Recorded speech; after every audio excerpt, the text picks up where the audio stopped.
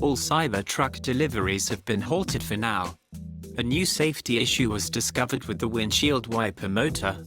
Many owners complained that their wipers would not turn on, and were completely blinded by the heavy downpour.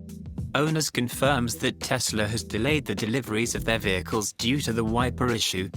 As Tesla hasn't issued a recall related to the Cybertruck's windshield motor, it's difficult to know what exactly is wrong with it. However, several owners have complained about the truck's massive single wiper blade not working. It appears several other owners who took delivery of their Cybertrucks with wipers that never worked and had to be repaired.